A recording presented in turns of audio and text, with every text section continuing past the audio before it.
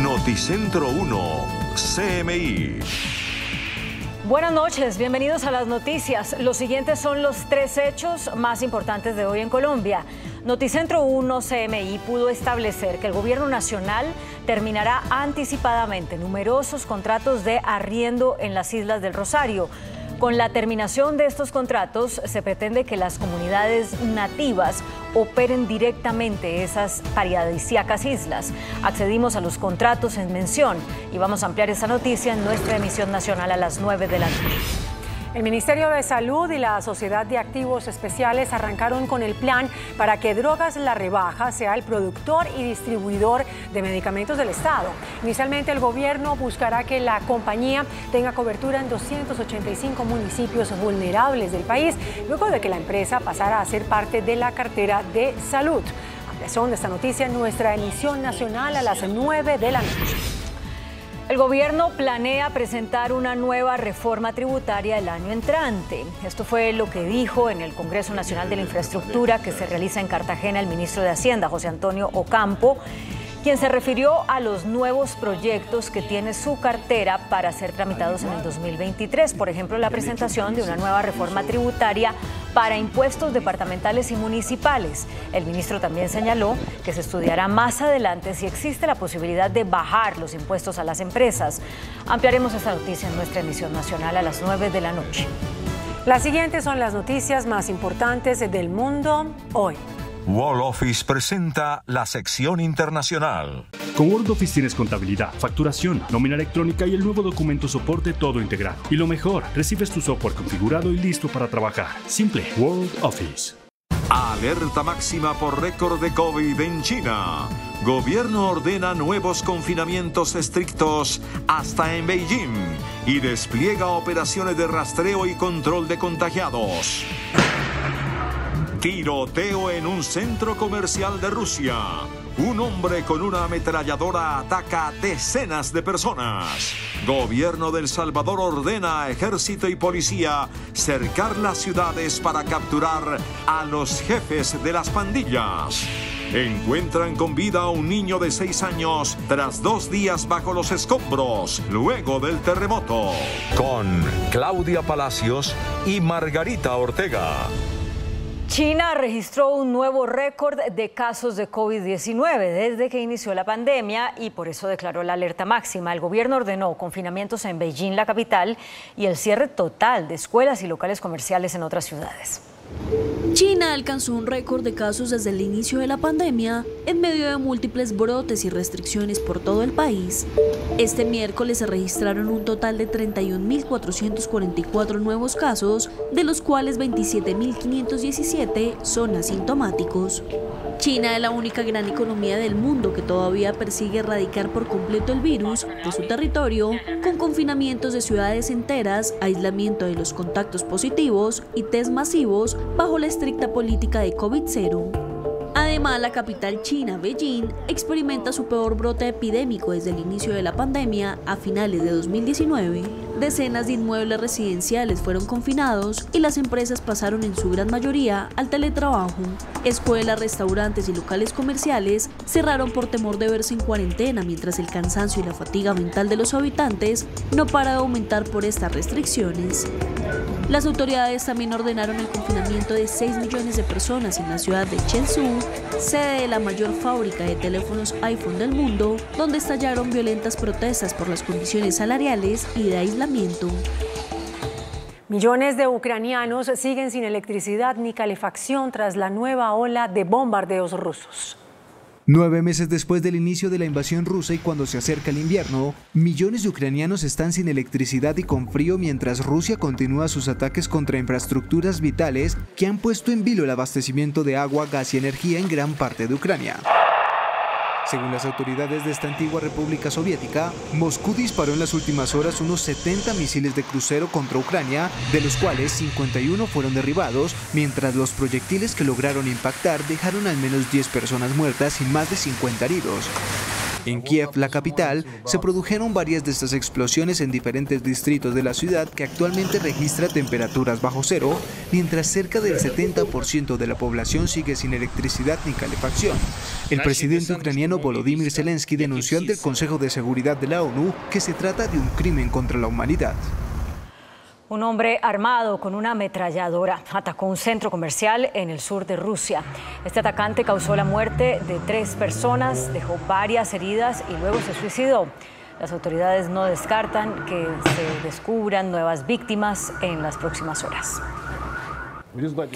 Pese a las denuncias por violación de derechos humanos y torturas, el presidente de El Salvador, Nayib Bukele, cercará militarmente varias ciudades para extraer pandilleros, con el objetivo de arrestar a los miembros de las maras que siguen libres. Bukele ha anunciado el lanzamiento de la fase 5 del Plan Control Territorial, iniciado en 2019, con al menos 14.000 efectivos militares adicionales, policías y soldados, quienes cercarán varias ciudades en un plan candado.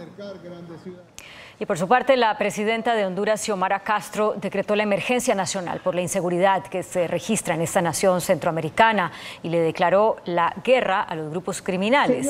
Con esta medida, Castro ha instruido a las autoridades de seguridad a establecer estados de excepción y a suspender garantías constitucionales cuando sea necesario y donde sea necesario.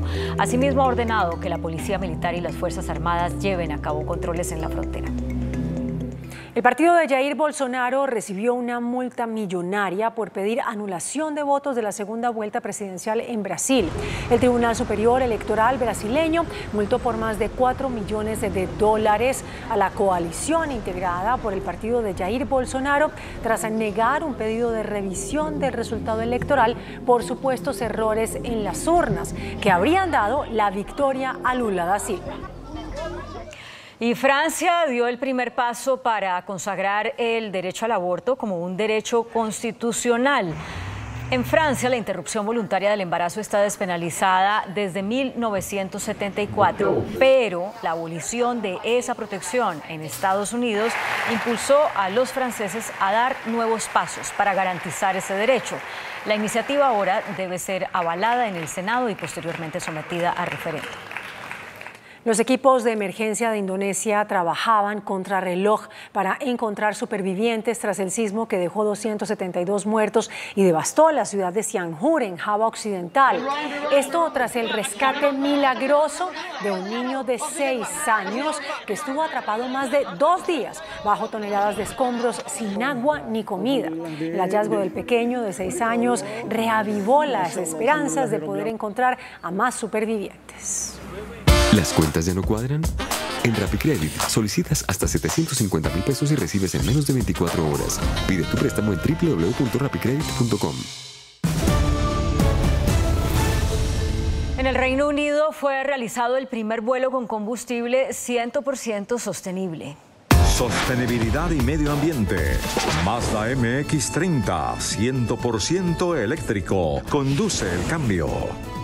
Mazda MX-30, eléctrico. Conduce el cambio.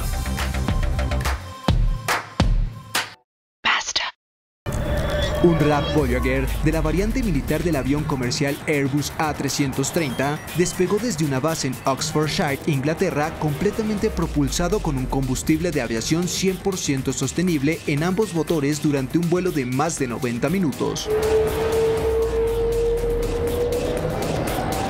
Este combustible de aviación sostenible está hecho a partir de materias primas basadas en residuos, en este caso aceite de cocina usado, el cual reduce las emisiones de carbono hasta en un 80% en comparación con el combustible convencional. De hecho, este disminuye la dependencia de la Real Fuerza Aérea y mejora su resiliencia operativa, dado que se reduce considerablemente la necesidad de reabastecimiento.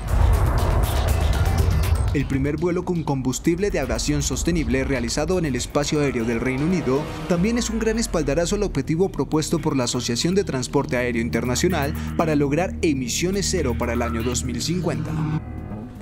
Nuevos datos de Perseverance reafirman que un cráter marciano pudo ser habitable. La sección de tecnología es presentada por Nissan e-Power, la rebelión eléctrica. Somos los inconformes que quieren cambiar la movilidad por medio de la emoción inesperada de un nuevo poder eléctrico. Esto es Nissan e-Power, la rebelión eléctrica. Después de su aterrizaje en el cráter Jezero, el 18 de febrero de 2021, el rover de la NASA Perseverance ha recorrido ya más de 13.000 kilómetros sobre la superficie de Marte. Ha tomado más de 300.000 imágenes y recogido 14 muestras cilíndricas de rocas. El rover se topó hoy con lo que los científicos esperan que sea tierra fértil. Las rocas marcianas excavadas por el Perseverance muestran signos de un pasado acuoso y están cargadas con el tipo de moléculas orgánicas. Los resultados de los análisis de la NASA confirman que hace miles de millones de años, el cráter Jezero fue un espacio rico en compuestos orgánicos y con presencia de agua líquida, características que apuntan a un entorno habitable.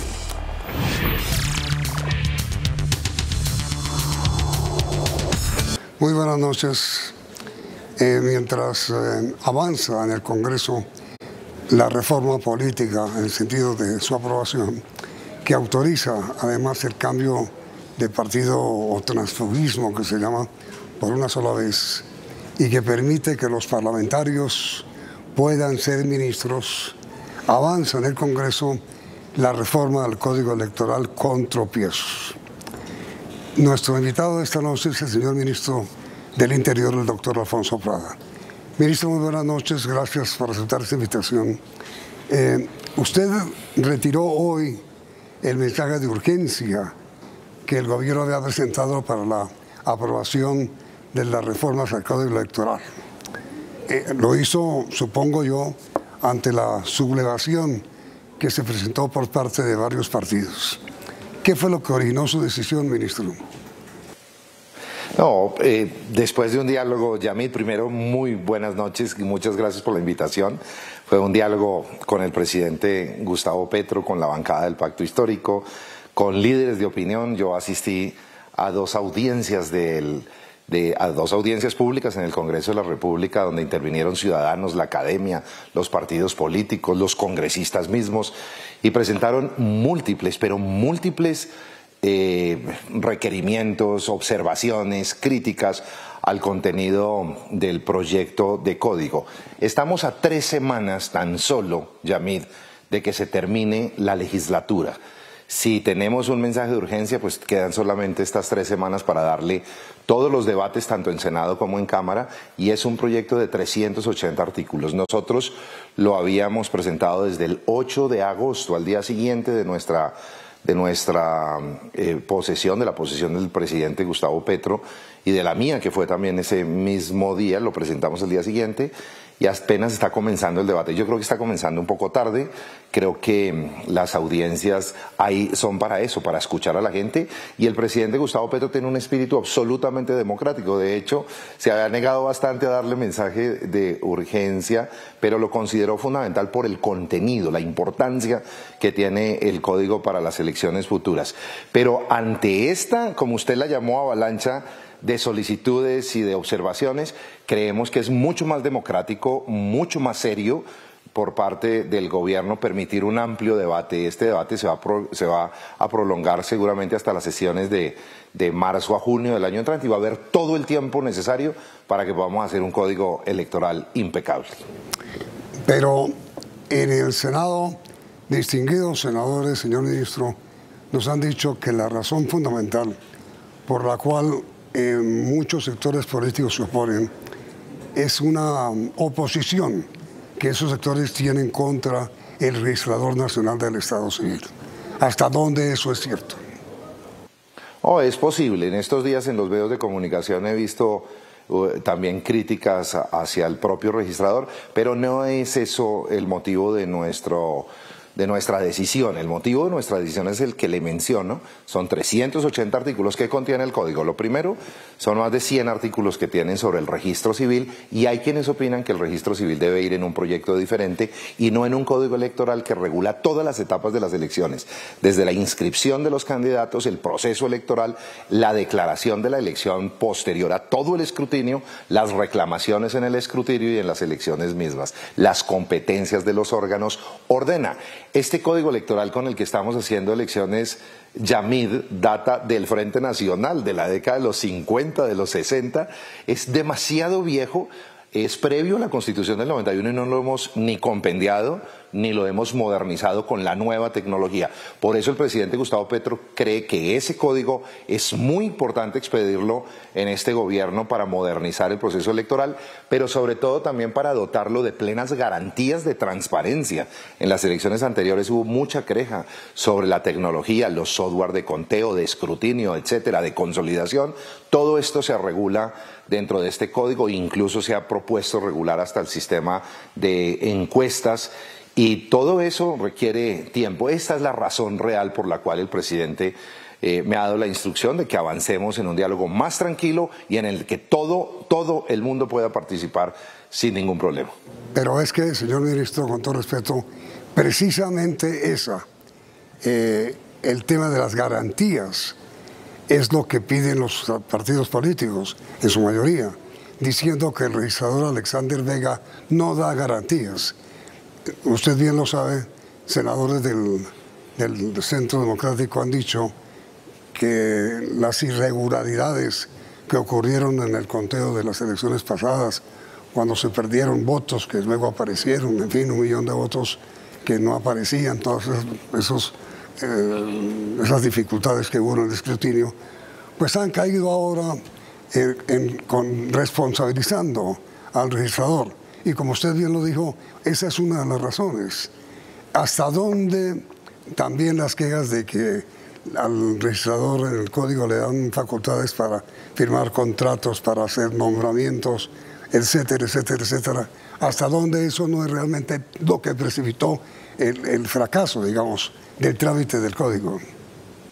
No, no lo considero un fracaso para nada, Yamid. Aquí lo que hace el levantar el mensaje de urgencia es que un mensaje de urgencia hace que en 30 días se expida el código, pero apenas estamos empezando, el tiempo no da en opinión del gobierno nacional y creemos que con más tiempo tenemos la posibilidad de estudiarlo mejor y si hay errores, como lo han señalado algunas personas que consideran que hay errores y que debemos corregirlos, pues necesitamos tiempo y eso es lo que necesitamos o eso es lo que quiere dar el gobierno. El tiempo necesario para que las cosas se hagan absolutamente bien, públicamente de cara a la ciudadanía y es una actitud democrática del gobierno. ¿Usted cree, señor ministro, que el señor doctor Alexander Vega, como registrador nacional del Estado Civil, sí ofrece garantías a todos los partidos?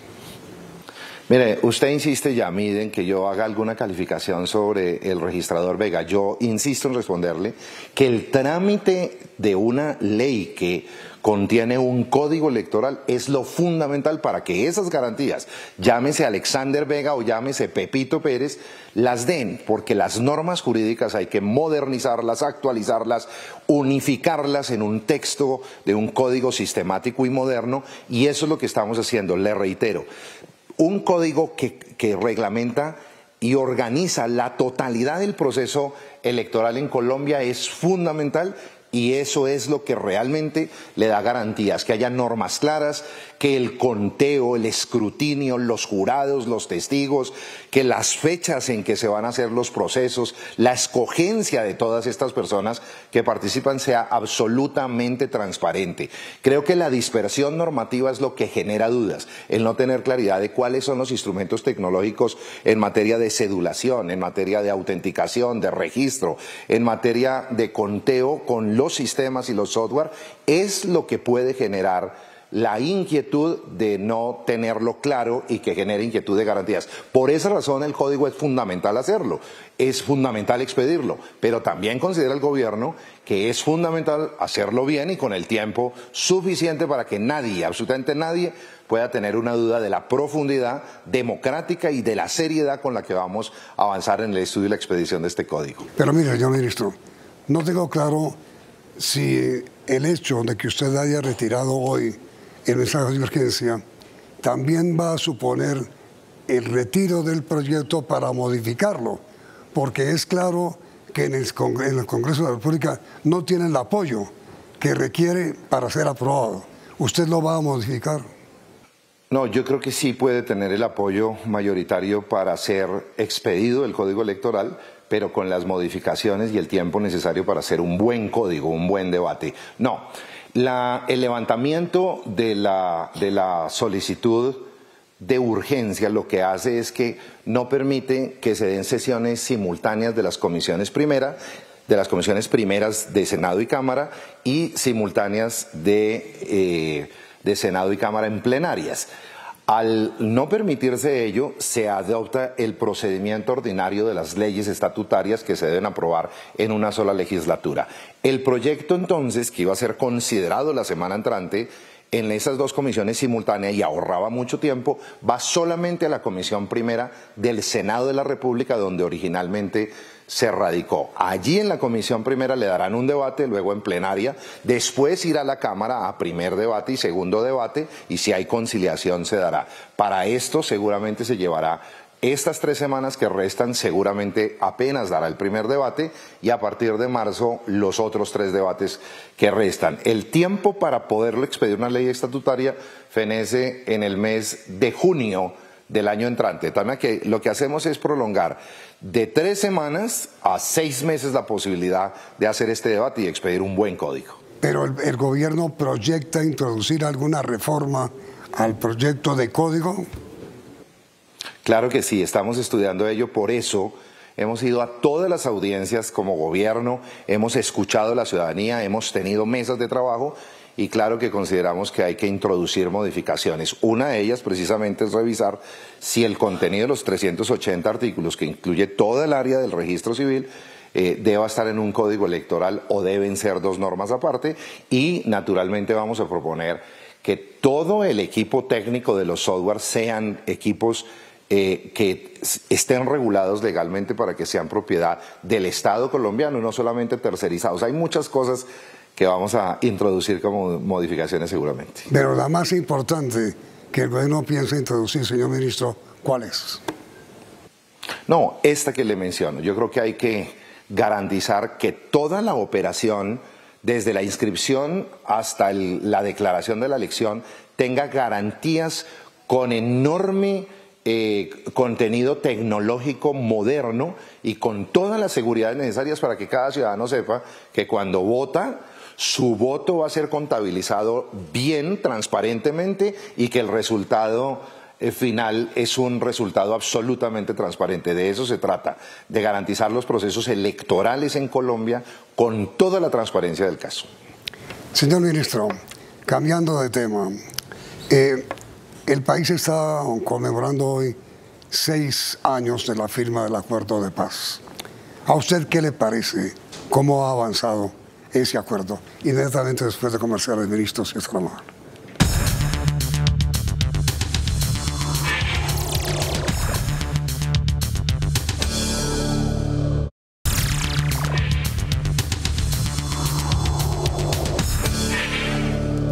El acuerdo de paz que hoy cumple 6 años, señor ministro, ¿ha sido bueno, regular o malo?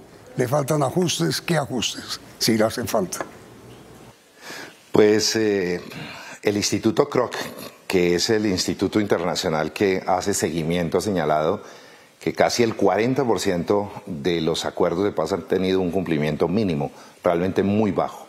Yo creo que el acuerdo se firma en el 24 de noviembre del 2016, hoy hace 6 años, y en los últimos 2 años del gobierno del presidente Santos hubo una implementación normativa con el Fast Track, usted lo recuerda, hubo cerca de 6 reformas constitucionales, la expedición de decenas y decenas de leyes, decretos, y se armó, digamos, una institucionalidad para la paz. Durante los 4 años del gobierno del presidente Duque, en nuestra opinión, fue muy deficiente el cumplimiento de los acuerdos y ha generado mucha tensión desde la composición, como usted lo sabe, de narrativas de que se quería hacer trizas el acuerdo de paz hasta la de los incumplimientos que señalan los institutos de seguimiento. Pero hoy, los 6 años los celebramos hoy en el mismo sitio donde se firmó en el Teatro Colón, con quienes firmaron por parte de las extintas FARC, hoy Partido Comunes, y el Gobierno Nacional. Ahí, con un nuevo gobierno encabezado por el presidente Gustavo Petro, hoy se renovó un compromiso gigante que va a ir al plan de desarrollo, que va a ir a los presupuestos de cada uno de estos años. Le quiero contar, por ejemplo, que ayer se aprobó en el Congreso de la República el presupuesto anual de regalías por 31 billones, 3.4 billones de ellos van directamente al cumplimiento de los acuerdos de paz. Pero adicionalmente en el presupuesto del año entrante, no en el de regalías, sino en el presupuesto anual ordinario, incorporamos 2 billones de pesos adicionales para el Ministerio de Agricultura para completar 4 billones para el cumplimiento del primer punto, que es la reforma rural integral, y en particular la adquisición de tierras para afrocolombianos, para indígenas, para campesinos y en general para los colombianos que no han tenido la posibilidad de tener tierra para la producción y garantizar la vida digna. La tierra es tal vez el elemento que más, la conflictividad alrededor de la tierra, que más ha generado la perturbación y la violencia en Colombia y todavía perdura. Por eso cumplir el punto 1 del acuerdo, por ejemplo, en ello es fundamental. Reactivar la Comisión Nacional de Garantías, lo hicimos hace cerca de un mes, que pretende el desmonte de las organizaciones criminales, y la reforma a la Ley 418, la Ley de Paz Total como política de Estado, que nos señala caminos para el desmonte de las organizaciones criminales y de los grupos guerrilleros, es un compromiso ineludible con el que hoy celebramos los 6 años del acuerdo de paz, y estamos convencidos de que en estos 4 años vamos a avanzar y a descorrer el tiempo perdido. Pero mire, señor ministro, realmente no cree usted que hoy no se están celebrando 6 años, sino 2 años, porque al fin y al cabo, durante los 4 años del gobierno Duque, pues la aplicación de los procesos de paz se paralizó. En consecuencia, lo que se trata ahora es de recuperar el tiempo perdido.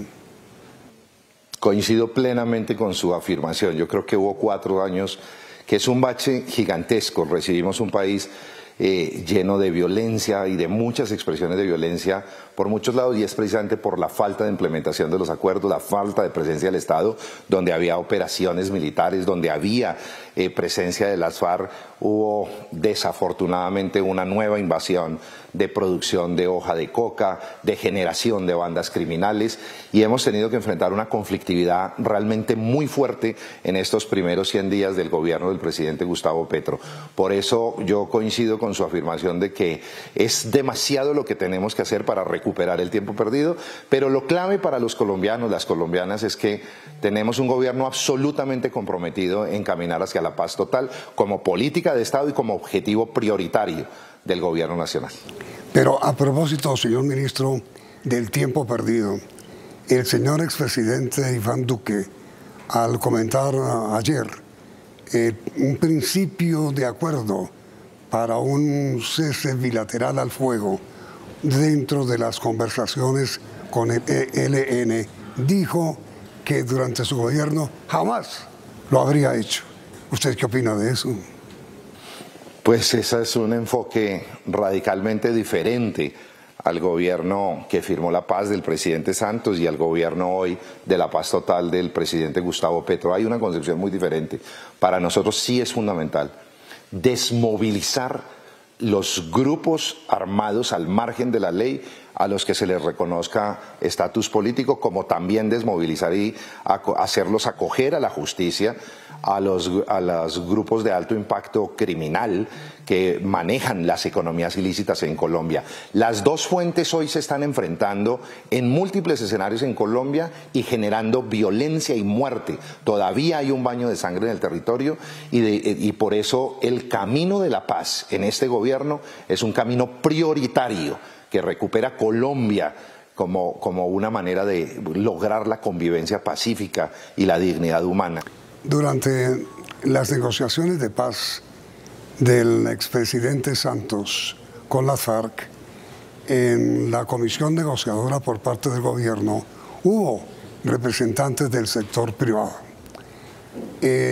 La designación del doctor Félix Laforí, presidente de la Federación Nacional de Ganaderos para participar en estas negociaciones con el ELN. ¿Qué significan o qué suponen para el gobierno, señor ministro? No solamente está la FORIN, sino también está la presidenta de ACOPI, el gremio de los pequeños y medianos empresarios de Colombia.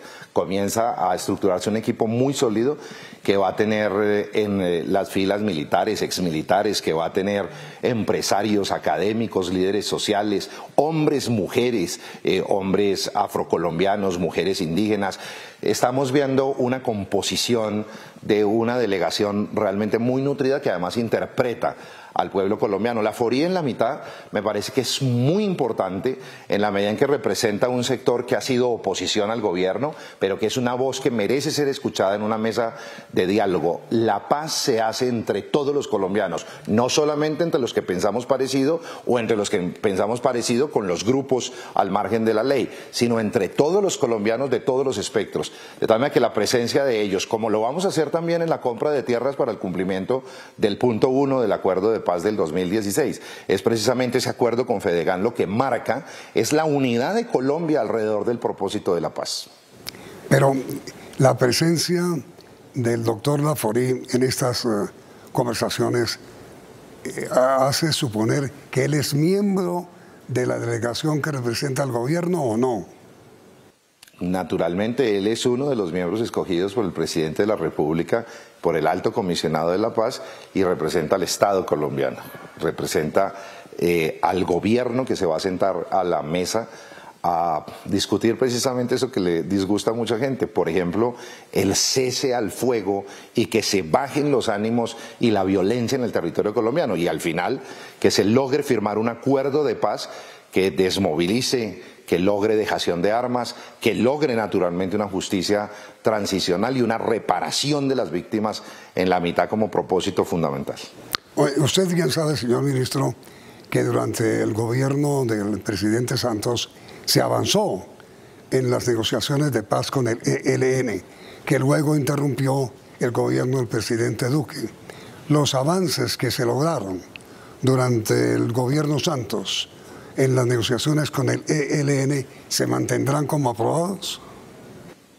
Es muy poco realmente lo que se logró avanzar porque el tiempo no dio para mucho, de tal manera que tal vez lo más importante es que se dejaron unos protocolos que el gobierno del presidente Gustavo Petro reactivó para cumplirlos, que permite precisamente que hoy en la ciudad de Caracas estén sentadas las dos delegaciones comenzando el proceso de diálogo. Estos primeros 20 días son fundamentales para señalar las reglas de juego metodológicas, los procedimientos para avanzar ya hacia los temas sustanciales que serán seguramente motivo del acuerdo de paz final que se llegue a suscribir con el ELN. Yo aspiro a que este sea un proceso completamente exitoso y el gobierno del presidente Gustavo Petro está muy comprometido en sacar adelante esta, que es una de las expresiones de la paz total con la que estamos total y absolutamente comprometidos. Pero señor ministro, ¿habrá un acuerdo, o usted aspira a que haya un acuerdo inicial sobre cese bilateral al fuego,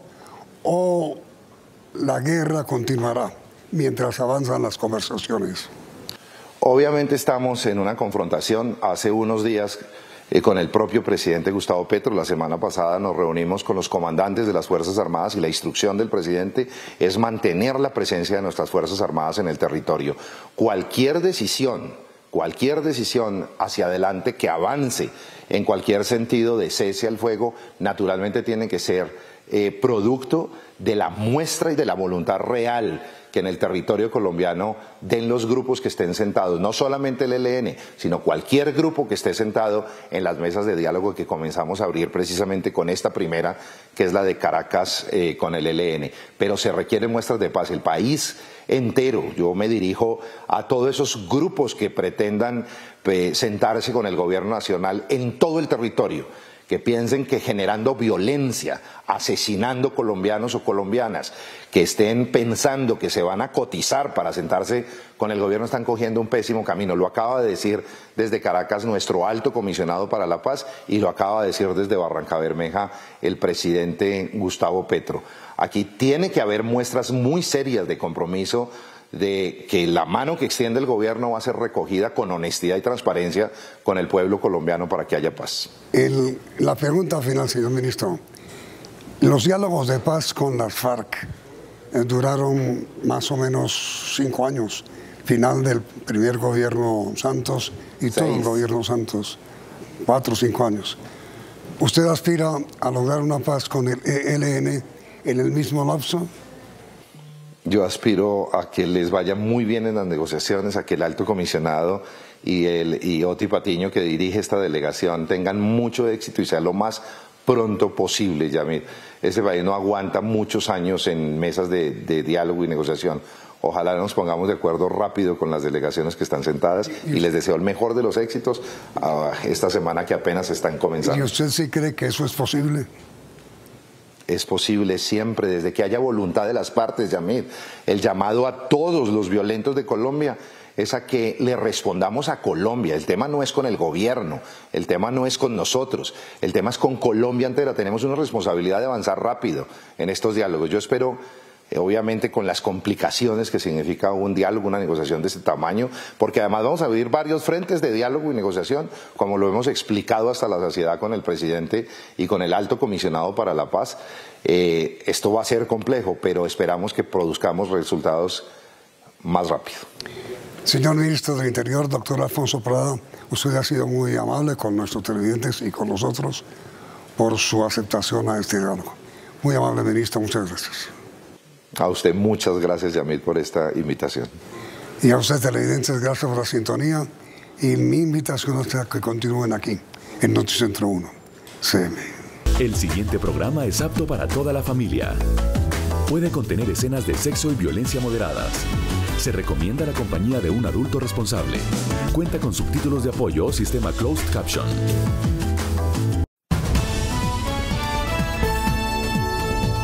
Noticentro 1, CMI.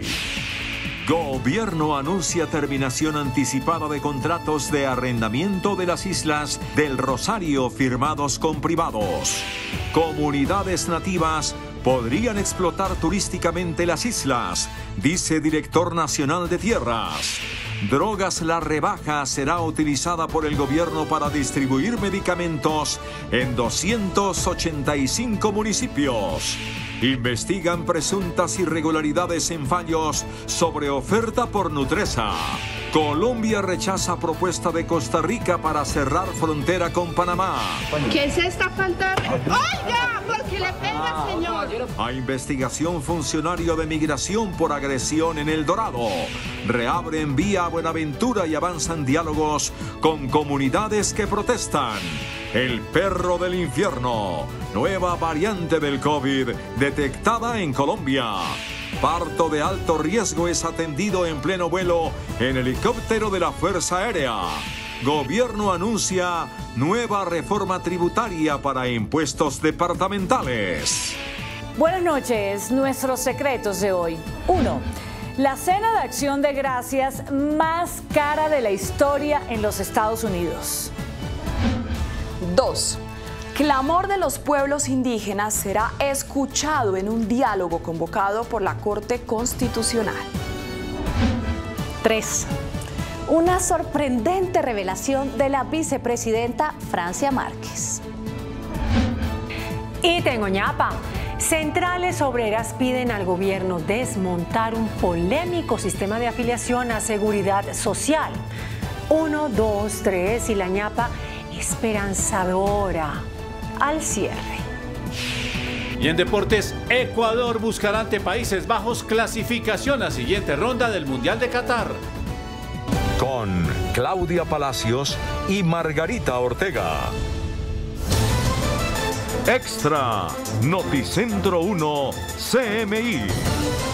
Atención, el Consejo de Estado acaba de anular la designación del exministro Alberto Carrasquilla como miembro de la Junta Directiva del Banco de la República.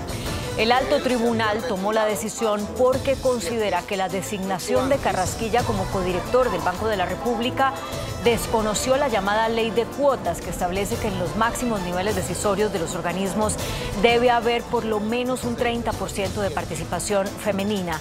La Sala Electoral del Consejo de Estado señala en el fallo que de los 5 miembros de la Junta del Banco de la República, 2 deben ser mujeres para cumplir esa ley. Es decir, que luego de la renuncia de la economista Carolina Soto a la Junta del Banco, se debió haber reemplazado por otra mujer. Esta decisión se conoce en la antesala de una nueva reunión de la Junta Directiva del Banco de la República, que sesionará mañana. Noticentro 1 CMI conoció que el gobierno nacional terminará anticipadamente numerosos contratos de arrendamiento a particulares de las Islas del Rosario en Cartagena. El director de la Agencia Nacional de Tierras, Gerardo Vega, reveló que los predios podrían ser entregados a comunidades nativas para explotación turística. Vamos a solicitar una terminación anticipada de los contratos, pero quiero decir que en Islas del Rosario hay 158 predios, de los cuales 82 tienen contratos de arrendamiento. Y de esos, en 20 casos, vamos a solicitar una terminación anticipada. De no ser posible, vamos a iniciar todas las acciones judiciales que nos permite la ley para recuperar esos predios. Noticentro 1 CMI accedió a los primeros contratos de arriendo en las Islas del Rosario que el gobierno acabará anticipadamente. Entre ellos está Isla El Paraíso, ocupada por el empresario de conciertos Alfredo Villaveses. Las islas de los excónsules honorarios Hans Martínez Emiliani y Antonio Pedro Claver Lozano. También terminarán el contrato de la isla de José Vicente Mogollón Vélez, exministro y excongresista, la de Amaury Cobo Segrera, fundador del Club de Pesca, las 2 islas a nombre de Augusto Roballo Ferro, fundador de Cocorico, la de Karen Hintz de Santo Domingo, viuda de un sobrino del empresario Julio Mario Santo Domingo. Recuperando esos predios, vamos a buscar que sea la comunidad nativa la que se beneficie de manera directa, de manera asociativa, y sean ellos los que presten los servicios turísticos que corresponden a esa región para beneficio de los nativos. Otros contratos que terminarán son los de Fernando Izaza Gutiérrez de Piñeres, gerente de Transmetro, el de William Farah Sacker de la empresa de congelados Farah, la isla ocupada por los hermanos Augusto y Eduardo Zárate Gutiérrez, productores de la Tumban Camps, y la ocupada por la familia cartagenera Zurek Lequerica. El gobierno también recuperará las 2 islas que hoy ocupa Jorge Matos, hermano del condenado empresario Carlos Matos. Una de esas islas la ocupa sin contrato alguno.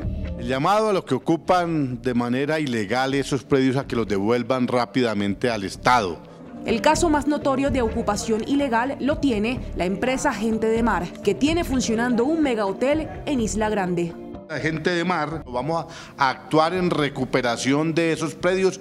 Para ello únicamente necesitamos articular, y lo estamos haciendo ya con la Policía Nacional y el Ejército, para recuperar ese predio.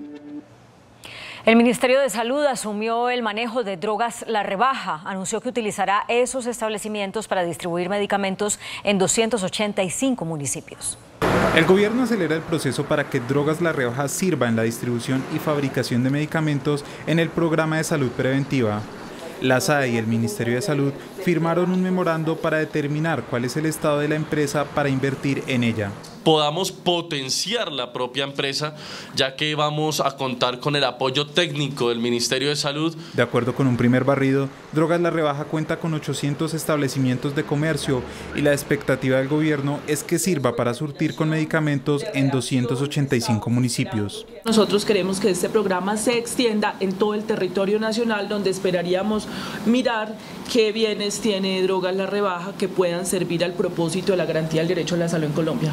Dentro de los bienes que también están en proceso de extinción de dominio y que serán usados en el sector salud, hay una embarcación que será empleada como lancha ambulancia en el Pacífico.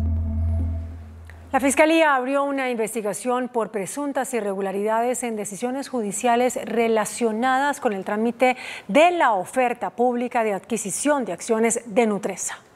El proceso por la oferta pública de adquisición OPA que el fondo árabe IHC en compañía de los Gilinski lanzó por Nutresa, una de las operaciones empresariales más sonadas de los últimos años, conllevó a una investigación penal anunciada hoy por la Fiscalía.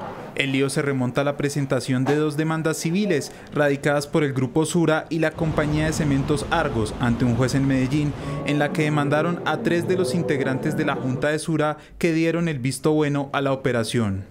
Correspondía a la junta directiva de esta última empresa definir si aceptaba la OPA y vendía sus acciones. Este documento al que se hace referencia es una denuncia en la que el Fondo Árabe IHC pide investigar hechos de corrupción judicial por un supuesto amaño del juez que llevaba el caso, que según alertan aceptó y resolvió en menos de 24 horas las medidas cautelares de las demandas. Casualmente, por reparto, fue asignada su competencia al Juzgado Quinto Civil del Circuito de Medellín, Antioquia, cuya admisión se dio el 17 de noviembre.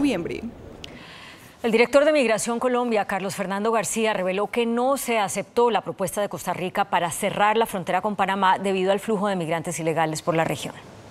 El flujo de migrantes de Venezuela ha bajado, pero en cambio sube significativamente el de ecuatorianos y haitianos que quieren pasar por el tapón del Darién hacia Panamá, reveló hoy a Noticentro 1 CMI el director de Migración Colombia, Carlos Fernando García. Ante esta situación, Costa Rica pidió que Colombia cierre la frontera con Panamá, pero Colombia respondió que no.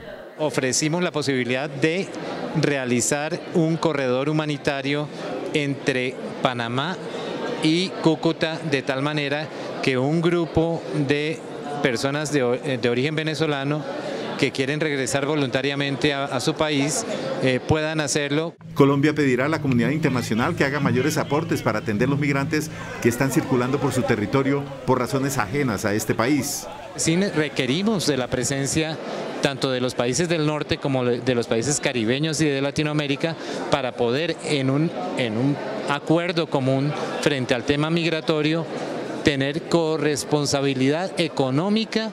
El director de Migración reveló que el gobierno del presidente Petro va a reformar el estatuto temporal que está aplicando para los migrantes venezolanos. Es necesario reformar el estatuto porque el fenómeno migratorio no obedece exclusivamente a la población venezolana, sino que también hay otras poblaciones latinoamericanas afectadas. El director de Migración estima en 2.500.000 los extranjeros que debe integrar el país en los próximos meses. Migración Colombia investigará a un funcionario que agredió a un viajero en el aeropuerto El Dorado de Bogotá. La Procuraduría asumió también el conocimiento del caso. A patadas y puños terminó una discusión en el aeropuerto El Dorado. Un funcionario de Migración Colombia, identificado como Jaime Alonso Sánchez, resolvió las diferencias con un pasajero a golpes. Así hubiera habido un intercambio de palabras, nada justifica la violencia, y a mí lo que me preocupa es que estamos naturalizando la violencia en este país. El funcionario también intentó golpear a la mujer que grababa la agresión. Le estoy pidiendo el nombre y en esas intenta pegarme a mí y quitarme el teléfono. La víctima es Juan Ramón Camarillo, un ingeniero con doctorado de 32 años que venía de Brasil de vacaciones a su país. Pensé que me volvería famoso por ser un buen ingeniero, pero resulta que me vuelvo famoso por un cavernícola de Migración Colombia que me agredió. El sindicato de migración intentó explicar la actitud del funcionario por la sobrecarga laboral. Son más de 12 horas trasnochando, atendiendo miles y miles de pasajeros, teniendo unos descansos que son contados. Pese a la gravedad de los hechos, Migración se limitó a poner un escueto mensaje en Twitter.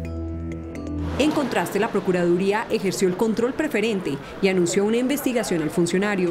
El órgano de control evaluará las medidas que podrían adoptarse en contra del funcionario, entre las que se encuentra la suspensión del cargo mientras avanza el proceso.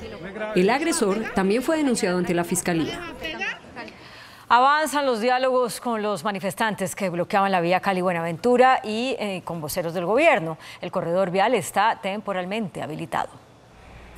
Hoy se dio apertura a la vía que comunica a Buenaventura con el resto del país para permitir el diálogo entre autoridades regionales, manifestantes y delegados del gobierno nacional, encabezados por la viceministra del Interior, Lilian Clemencia Solano, en el corregimiento de Cisneros. Es como una danza, da un paso para adelante, otro para atrás, pero de aquí no nos vamos hasta salir con una ruta de atención integral a las comunidades. Las comunidades tienen 6 puntos en sus peticiones, entre ellas la seguridad alimentaria, atención inmediata a los damnificados y afectados y planes de mitigación para los ríos Dagua y Pepitas. Que haya una atención adecuada a las familias damnificadas, que haya un arriendo digno, la alimentación no sea las bolsitas de mercado que siempre les llegan para un día. Los gremios reportan pérdidas entre 2.000 y 5.000 millones de pesos diarios en sectores como el transporte, turismo y comercio exterior por los bloqueos que adelantaban comunidades afrocampesinas e indígenas. Aumentan las afectaciones para agricultores y ganaderos por las inundaciones en la región de La Mojana.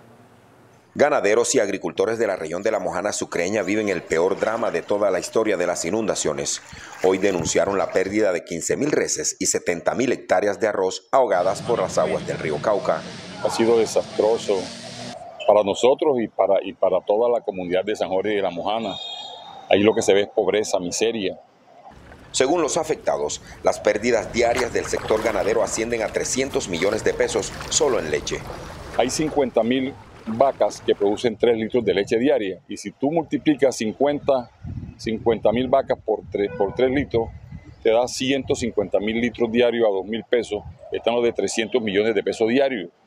Rodrigo García, miembro del Pacto por La Mojana, le pidió a los entes de control que investiguen a quienes dilapidaron 3.3 billones de pesos que según la Contraloría invirtieron en la región de La Mojana desde el año 2018. El alto incremento en los homicidios en las principales ciudades de la costa caribe llevó hoy al gobierno a tomar medidas especiales para combatir ese delito. Antes de partir a México, donde realizará visita oficial hasta el próximo sábado, el presidente Gustavo Petro encabezó Consejo de Seguridad para analizar esta situación, cascada de homicidios en las principales ciudades de la costa caribe. En el comparativo 2021-2022, en el periodo 1 de enero a 17 de noviembre, el homicidio en Montería aumentó de 58 a 99, 71%. En Cartagena, de 198 a 323, 63%. En Valledupar, de 88 a 123, 40%. Causas de esa creciente oleada de homicidios en la región, y entre ellas una de las fundamentales, la disputa que existe entre organizaciones criminales por tener el control para la salida de la cocaína del país. Según el ministro, la plata que sale del país como cocaína regresa mediante contrabando para ser lavada. Se van a afinar los controles que tanto la Policía Fiscal y Aduanera como la DIAN tiene en los puertos. El Consejo de Seguridad fue adelantado con la cúpula de las Fuerzas Armadas y los comandantes de la región Caribe. El expresidente Juan Manuel Santos dijo que la propuesta de paz total no puede opacar el acuerdo de paz que se logró con las extintas FARC. Durante el foro conmemorativo de los 6 años del acuerdo de paz, el expresidente Juan Manuel Santos habló sobre lo que fue el proceso con la FARC y lo que en adelante debería hacer el actual gobierno frente a lo pactado. Lo que me están diciendo a mí es que en el plan de desarrollo no está hasta ahora muy bien definido algo que el presidente Petro ha insistido, que es la implementación del acuerdo, distinto a la paz total, porque lo que le hemos dicho al presidente Petro es que la paz total no vaya a opacar la implementación del acuerdo con las FARC. El Nobel de Paz también se refirió a los diálogos con el ELN al resaltar que es muy importante comunicar cómo avanza el proceso para evitar desinformación a la sociedad como ocurrió en su gobierno. Tener muy claro para dónde quiere ir uno, qué está dispuesto a negociar y cómo lo va a negociar. Finalmente aseguró que el país está en la autoridad moral para liderar regionalmente y mundialmente la discusión frente al cambio de la política de drogas. Sin legalizar la droga, lo único que sucede es que los cartelitos se van a reciclar. El expresidente presidió un panel para maestros y estudiantes en la Universidad de Cartagena. En medio del optimismo por el reinicio de los diálogos con el ELN, Colombia celebró los 6 años de la firma del acuerdo de paz con la entonces guerrilla de las FARC. Y dieron un balance agridulce, pero todas las partes insistieron en la necesidad de relanzar lo firmado en La Habana. La cultura se tomó 6 años después el mismo escenario donde se firmó el acuerdo final de paz. Un momento para hacer balances y para hablar de la paz total. Los sectores guerreristas que han hecho de la guerra, una actividad de la que derivan enormes dividendos económicos y políticos, se resisten a perderlos y le hacen toda clase de objeciones a las propuestas de paz. Quieren que sigamos en la guerra interminable de siempre, y para ello recurren a los más disparatados argumentos. El acto llamado por el reencuentro y el renacimiento del Acuerdo por la Vida sirvió para ratificar la voluntad de paz. Para las Naciones Unidas es el momento de celebrar el ímpetu que ha despertado la paz total, que se centra en el renacimiento del Acuerdo de La Habana. Este renacimiento al que se convoca, este relanzamiento al que se convoca, es fundamental porque hay todavía muchas tareas, reforma rural, reforma política, el programa de sustitución de cultivos. Para las EXFAR, la paz hoy se ve como una realidad. Hoy hay una coyuntura favorable porque la correlación de fuerzas es favorable a la paz. El gobierno colombiano de Iván Duque trató de hacer triza el acuerdo de paz de La Habana. No pudieron y ese torrente de opinión se volcó primero a las calles y después a las urnas y le dijo a la extrema derecha: abran campo, señores, Colombia está cansada de la guerra. Todos insistieron en la necesidad de que se cumpla lo pactado y por ello piden que se relance el acuerdo. Por abandono de cargo, el gobierno inició una investigación administrativa contra la gobernadora encargada de Arauca, Indira Barrios, quien salió del país sin el respectivo permiso para hacerlo. Por decreto, el ministro del Interior, Alfonso Prada, ordena la investigación contra la gobernadora de Arauca por supuesto abandono de cargo entre el 15 y el 21 de octubre. La investigación fue abierta por una denuncia interpuesta por la congresista Lina María Garrido y el diputado Willington Rodríguez. La Fiscalía concluyó con su argumentación para solicitar el cierre del proceso contra el expresidente Álvaro Uribe Vélez por presunta manipulación de testigos. El fiscal Javier Cárdenas dijo que tras revisar el expediente no encontró pruebas suficientes para llevar a juicio al exmandatario por los delitos de fraude procesal y soborno. De manera respetuosa le sugiero deshabilitar el video. En Noticentro 1 CMI hacemos una pausa y regresamos en instantes con el desarrollo de las siguientes noticias. Nuevo linaje del COVID-19 más contagioso ya fue detectado en Colombia. La historia de Angelita, la bebé que nació a 9.500 pies de altura.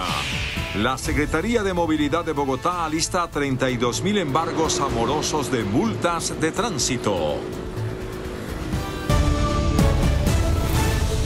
La representante de la Organización Panamericana de la Salud en Colombia, Gina Tambini, hizo un llamado a la población a completar los refuerzos de las vacunas contra el COVID-19 luego de confirmarse la aparición de un nuevo linaje del virus. En varios países de América Latina, como México y Chile, hay alerta sanitaria desde hace ya varias semanas por la existencia de una subvariante del COVID-19 que se ha denominado popularmente como perro del infierno. Esta ya llegó a Colombia y según la Organización Panamericana de la Salud es más contagiosa. Sí, hay una mayor transmisibilidad, pero no una mayor severidad. Es cierto que puede también escapar a las defensas que nos proporcionan las vacunas, pero todavía las vacunas que tenemos y la protección que esta nos da nos protege de estos nuevos sublinajes. La representante de la OPS en Colombia también recomendó a las personas que todavía no se han aplicado los refuerzos de las vacunas hacerlo cuanto antes. Hay que completar esos 2 refuerzos. En este momento en Colombia, para los mayores de 12 años, todos debemos tener el esquema completo. Las vacunas de refuerzo contra el COVID-19 deben aplicarse 4 meses después de la última dosis recibida. El alcalde de Medellín, Daniel Quintero, declaró la emergencia climática por los altos niveles de las quebradas que circundan la ciudad. A 6 días de la fecha máxima que tiene EPM para cumplir con el encendido de la primera turbina de Hidroituango, el alcalde de Medellín, Daniel Quintero, advirtió que la entrada en operación hoy no depende de la compañía. Evacuar para poder empezar a funcionar implica que ya no depende de EPM, depende de otros. Rechazó el bloqueo de las comunidades de Ituango y Toledo, que por casi 10 horas impidió el acceso a la megaobra. El alcalde Daniel Quintero también declaró la emergencia climática. Nosotros en Medellín tenemos 4.200 quebradas, 170 de ellas en alerta roja, 300 en alerta naranja, muchas de ellas requieren acciones e intervenciones inmediatas. Y aseguró que 42.000 viviendas en la ciudad se encuentran en riesgo y necesitan herramientas para actuar urgente ante la inclemencia del invierno. Miembros de la Fuerza Aérea atendieron en pleno vuelo de un helicóptero un parto de alto riesgo. Para Mayerly Chavarría, todo empezó con una evacuación médico-humanitaria. El Comando Aéreo de Combate número 5, ubicado en Río Negro, Antioquia, recibió la alerta. Sacamos una paciente con 35 semanas de embarazo, sin controles prenatales, la cual presentaba o estaba en trabajo de parto, con un parto complicado. Ya a bordo de un helicóptero de la Fuerza Aérea, el equipo médico empezó la atención de la madre y su bebé. El parto se adelantó a 9.500 pies de altura. El personal informa que ha dado a luz la paciente y nos da la alegría de que tenemos una nueva tripulante a bordo. Con el nacimiento de la bebé, el equipo de la Fuerza Aérea la trasladó hasta el batallón Pedro Justo Berrío para posteriormente ser llevada a la Clínica de las Américas de Medellín. Sentí alegría porque iba a saber que ya está bien. Y en un homenaje a la Fuerza Aérea, la familia de la bebé la nombró Angelita. La Corte Constitucional tumbó la facultad que tenía la policía para disponer de los videos de los circuitos cerrados de seguridad y vigilancia. La Corte Constitucional tumbó una disposición del Código de Seguridad y Convivencia que facultaba a la policía a acceder a las cámaras de seguridad ubicadas en recintos privados o a los circuitos cerrados de vigilancia privada. La Corte consideró que esa facultad que tenía la policía desconocía el derecho a la intimidad y a la protección de datos personales. La Corte advirtió que la Policía Judicial solo podrá hacer uso de ese tipo de imágenes en el marco de una investigación penal y con previa autorización de autoridades judiciales. Una fuerte controversia entre el uribismo y el pacto histórico se registró en el trámite en las comisiones primeras del Congreso del proyecto de ley para crear el Ministerio de la Igualdad y la Equidad que dirigirá la vicepresidenta Francia Márquez. La oposición del Centro Democrático desató todas sus críticas contra el ministerio que ya se sabe que lo va a conducir la doctora Francia Márquez, el Ministerio de Igualdad y Equidad, porque según la senadora María Fernanda Cabal, solo será un fortín burocrático para la señora vicepresidente de la República. Es un cheque en blanco para la emperatriz Francia Márquez, para sus deseos propios, no para la igualdad. La senadora María José Pizarro le respondió exigiéndole respeto para la vicepresidenta y denunciando que la senadora Cabal ejerce actos de violencia contra ella. No se puede exigir respeto y respetando continuamente. Francia Márquez no es una emperatriz, es la vicepresidenta de este país. El senador ponente de la ley, Alexander López, aseguró que con el ministerio se sentarán las bases para ir erradicando la desigualdad que, según él, han dejado los gobiernos de derecha. La aprobación de las llamadas listas cerradas para los candidatos al Congreso dentro del proyecto de reforma política causa resistencia entre algunos congresistas. La Comisión Primera de la Cámara aprobó las listas cerradas obligatorias para la aspiración a las corporaciones públicas. Sin embargo, desde algunos partidos, como en su gran mayoría de la Alianza Verde, se oponen a esto. Esto, si no hay mecanismos de democracia interna claros, puede dejar a los candidatos sometidos a lo que nosotros le llamamos la dictadura del bolígrafo, que es los más influyentes de cada partido o las directivas de cada partido con un bolígrafo diciendo usted va de primero, usted va de segundo, usted va de tercero y usted va de cuarto y así. El representante Heráclito Landines del Pacto Histórico explicó que esto se ajustará más adelante. Mecanismos democráticos, si no establecen esos mecanismos democráticos y si no los aplican, pueden los partidos perder la personalidad jurídica. Debe vigilar el Estado colombiano, que será reglamentado en la ley estatutaria de los partidos políticos. Otros temas que han generado resistencia son la facultad para que los congresistas sean ministros y que la Procuraduría no pueda sancionar a los funcionarios elegidos por voto popular. El ministro del Interior, Alfonso Prada, anunció el retiro del mensaje de urgencia que había enviado para tramitar el proyecto de reforma al Código Penal. No solo desde la oposición, sino desde las propias bancadas que conforman la coalición de gobierno, se había pedido el retiro del mensaje de urgencia para el trámite del Código Electoral. Eso hizo hoy el ministro Alfonso Prada, admitiendo que hubo críticas razonables. Lo que significa es que el presidente, el ministro del Interior y el gobierno señalan que escuchamos las razones que han presentado en las audiencias, la ciudadanía, los partidos políticos, y lo que más nos interesa es que el debate sea profundo y sin ninguna sombra de duda. La oposición uribista celebró la decisión. Fundamental que retiren ese mensaje de urgencia. Ahí hay un negociado muy grande, porque ese código se presentó con todo lo que se le había retirado al código anterior durante el debate. La semana entrante comenzará el trámite ordinario del Código Electoral en el Senado. La Secretaría de Movilidad de Bogotá alista 32.000 embargos amorosos de multas de tránsito.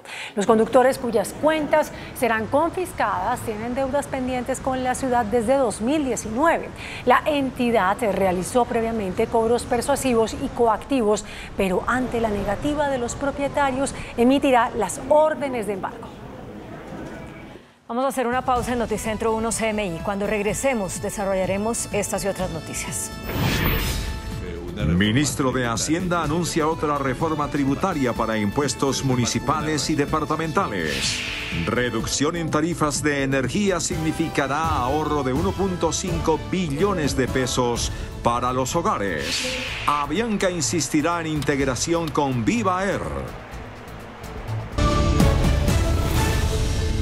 China registró un nuevo récord de casos de COVID-19. Honduras decretó la emergencia nacional por inseguridad. Noticias del mundo en Noticentro 1 CMI. China alcanzó un récord de casos desde el inicio de la pandemia en medio de múltiples brotes y restricciones por todo el país.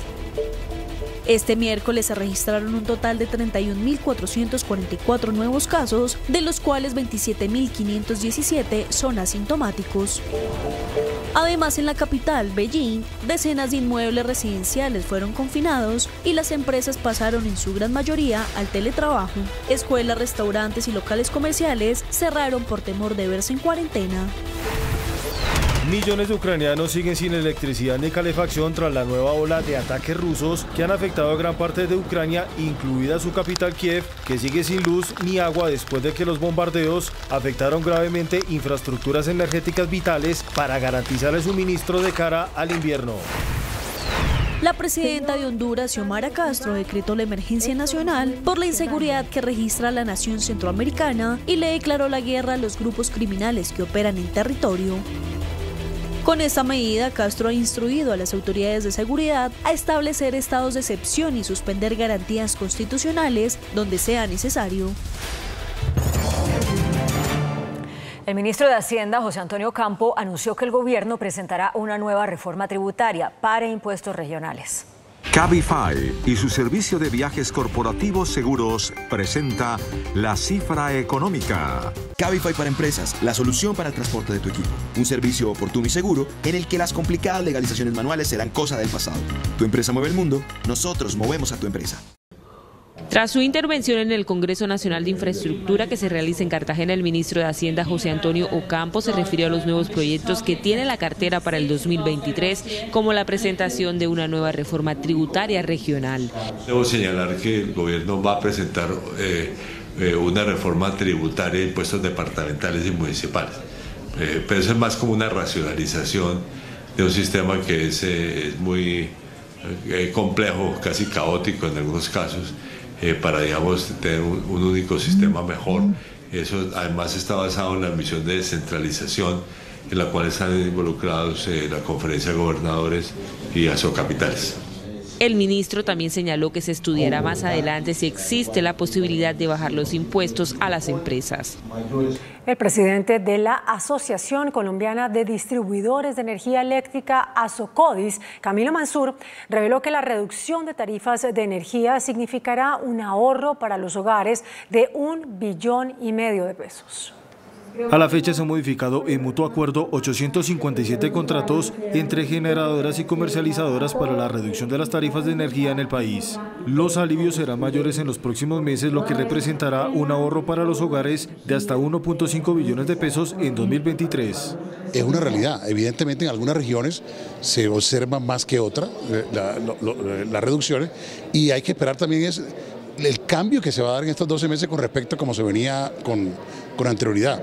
El sector confía en el ingreso de Hidroituango este año, lo que garantizará la confiabilidad de la energía en Colombia a un proyecto que garantizará el 17% de la generación. Si vas a soñar, que sea con tu nueva Ford. Llévatela con un bono de descuento de hasta 15 millones de pesos y tasa desde el 0.95% durante el primer año. Cotiza ya en Ford.com.co. El presidente de Avianca, Adrián Neuhauser, anunció que se insistirá en la integración con la aerolínea Viva. En conferencia virtual, el directivo anunció que la aerolínea presentará recursos de reposición al Aerocivil que objetó el proceso de integración entre Avianca y Viva. Para la aerolínea, la intención está argumentada que además de fortalecer la prestación del servicio, salvará a una compañía que pasa por una crisis financiera. Avianca, además de insistir en la integración, presentó un plan estratégico de 5 puntos que acompañará el proceso. Entre ellos está la disminución en la participación en el aeropuerto El Dorado con la devolución de los llamados slots. También se garantiza la supervivencia de Viva manteniendo la marca, el personal, las rutas exclusivas, pero sobre todo la política de bajo costo. También se propone protección de tarifas en las rutas donde Avianca y Viva comparten operación. El proceso de apelación podría tardar alrededor de 2 meses. Se aplazó por falta de quórum en la Comisión Quinta del Senado el debate del proyecto de ley que prohíbe el fracking. El presidente de la comisión, Inti Asprilla, advirtió que seguirá citando a sesiones hasta que se logre tramitar la iniciativa. Muchos de los ausentes en el debate eran de la coalición de gobierno. El debate fue citado para las 10 de la mañana. El presidente de la comisión anunció acciones drásticas. Que envíe informe a la comisión de acreditación para que se proceda al descuento de su día de salario. Y desde el lunes, de manera consecutiva, así toque citar sábado y domingo de la próxima semana, se citará a las 10 de la mañana o antes para que se debata el proyecto de ley que prohíbe el fracking en Colombia. El presidente Petro también se refirió al aplazamiento de este debate.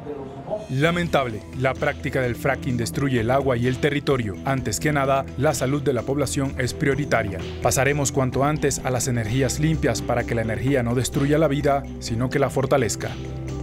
Inscriba a su empresa al programa de empleo joven de CAFAM y adquiera grandes beneficios por apoyar el talento joven de 18 a 28 años. Escríbanos al correo programasespeciales@cafam.com.co.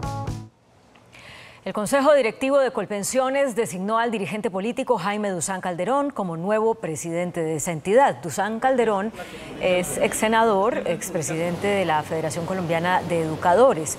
El dirigente asume el reto de fortalecer Colpensiones y de estructurar un nuevo sistema para ampliar la cobertura pensional en Colombia. El índice de capitalización de la bolsa, que mide el comportamiento de las 20 principales acciones, cerró al alza.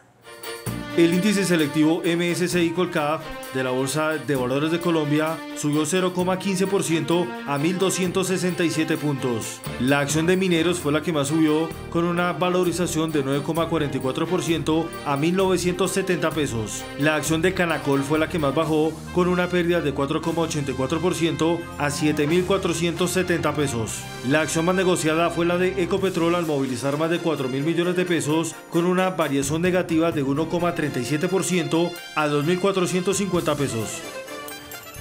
El dólar se mantuvo estable. Indicadores económicos en Noticentro 1 CMI. Festivo en Estados Unidos, la tasa representativa del mercado se mantiene en 4.875 pesos con 91 centavos. Los profesionales del cambio compran la divisa en promedio en 4.700 pesos y la venden en 4.800 pesos. Un euro cuesta 5.111 pesos. La libra de café en Nueva York se cotizó a $1.60. El azúcar se transó en 19,55 centavos de dólar la libra. El barril de petróleo WTI se cotizó en $77.96. La referencia Brent para Colombia se cotizó en $85.11. Una acción de Ecopetrol cuesta 2.450 pesos.